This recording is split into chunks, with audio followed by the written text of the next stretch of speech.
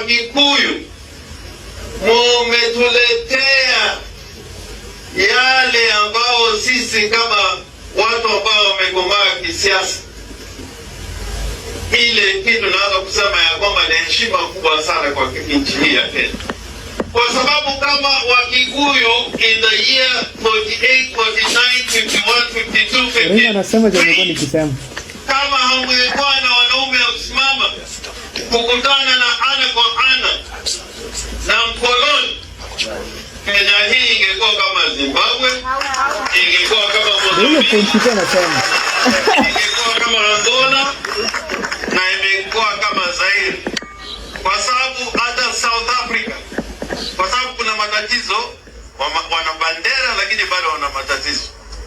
Na mjue Wakikuyu ni wabiashara, si kwa sababu wanapenda, ni kwa sababu walinyang'anywa mashamba.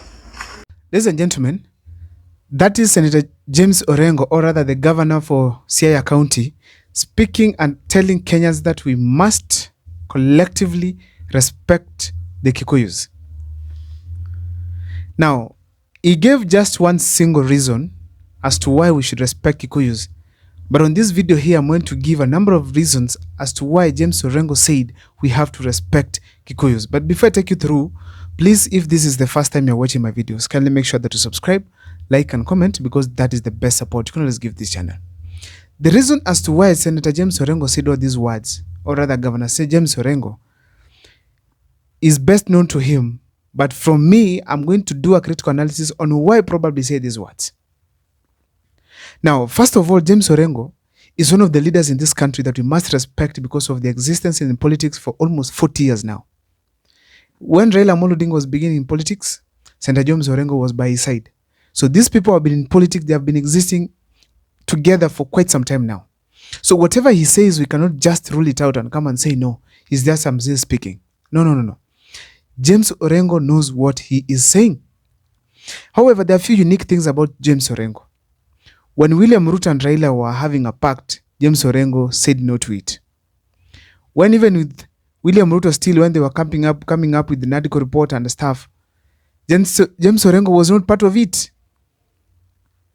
And when there were abductions in the country, James Orengo came out to speak against them. And actually, the voice he raised against abductions resulted to Raila Amolo Odinga also coming out to speak against them. Because Raila had literally normalized abductions. He never spoke about them. He's just operating so long as he's supported with 500+ million, according to what they are saying, to go to the AUC seat. So, ladies and gentlemen, James Orengo has been controversial of late, but the fact is, whatever he's always saying, it's right for this country. I think he's one of the sober leaders we have from Luo Nyanza. Someone who does not just go with Raila Amolo Odinga. He at least gives a contrary opinion. And in most occasions, actually, has been saying that he is not afraid of anyone. Ladies and gentlemen, also let me remind you that because of his stand as James Orengo, he has been ignored by Raila Amolo Odinga. You can see when there was a gap of the party leader, Orengo was not considered. In fact, he was even being fought by some people from within because he had already refused the pact between ODM and William Ruto.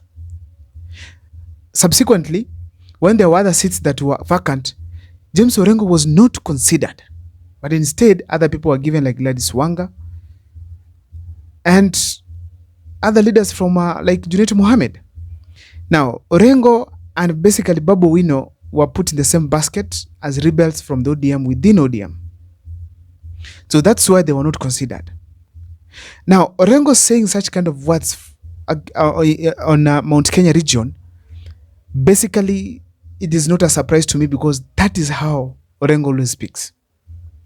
But now, why did James Orengo literally say that we must respect Kikuyus?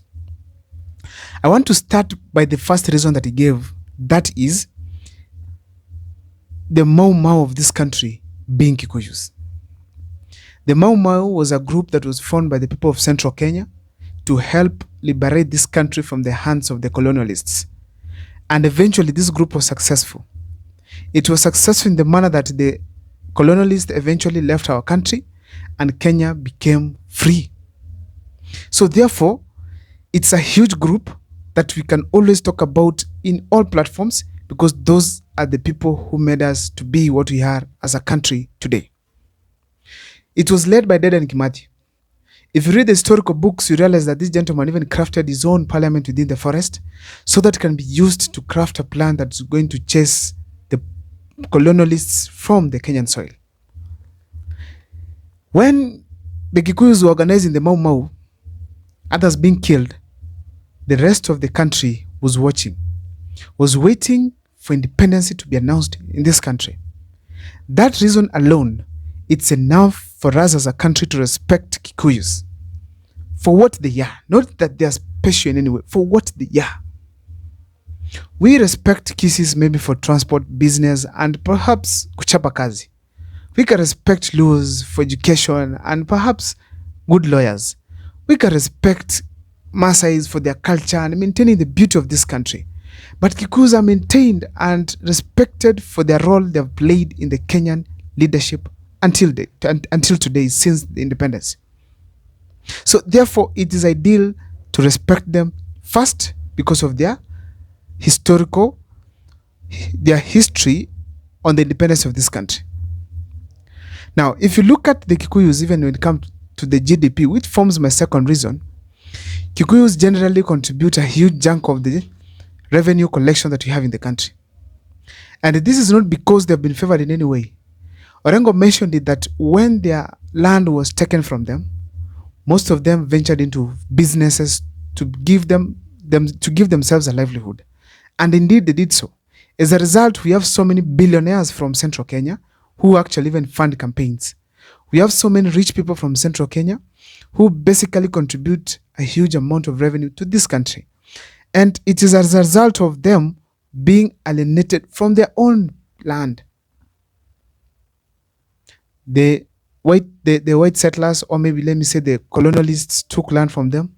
They established settlements, and when they left, they did not hand over these pieces of land to the Kikuyus themselves. And actually, even when they took land, they took some of the most prestigious pieces of land in this country. As a result, you find that now most Kikuyus were left landless. So that is why they ventured into businesses, and they are known to be businessmen and women across the country. So their contribution to the GDP is quite important, because if right now you stop the businesses in Central Kenya, a huge chunk of revenue will be reduced seriously from the entire revenue basket for this country. So that is why Orengo was insisting it's a deal to respect Kikuyus. Another thing I want to say is this. We have to also accept that Kikuyus have bestowed leaders in this country. When we needed to get rid of Moi, Kikuyus brought Kibaki, and that's how Kibaki became the president. When Uhuru needed to be the president, the Kikuyus delivered it to him. When William Ruto needed to be president, they gave him the presidency. When Raila Amolo Odinga also wanted to be the president, he got a deputy president from the central region because of their participation in politics, because of their numbers, because of their willingness to vote, which is not existing in most of the communities in this country today. So therefore, the Kikuyus are respected because of their way they participate in the Kenyan politics, be it registration of voters, be it mobilization, be it voting, be it even scrutinizing leaders. These people are top. They're top. Now, however, apart from just the respect that Orengo talked about in relation to Kikuyus, I also want to echo here that Orengo was also warning Raila Amolo Odinga and William Ruto combined. He was simply telling them that the region you are right now ignoring, being led by Rigathi Gachagua and Uhuru Kenyatta, it's the region that has been giving presidents powers in this country. So if you decide to get rid of them, just know that is a calculation towards failing and going home early in 2027. He was simply telling that you cannot ignore Mount Kenya region. You have to find a way to get them on board, or else you're going home. That was very simple. I don't know what's your take as far as James Orengo is concerned, but please let me see on the comment section. For those who actually have been attacking me that I'm speaking positive about Kikuyus more, trying to favor them in my analysis, no, the fact is that is the truth. Orengo just echoed what I've been saying here now and then. Respect Kikuyus. And actually there's a video within my channel here you can find where I've talked of respect the Kikuyu nation. My name is Abel Mukwa. See you next time for more videos.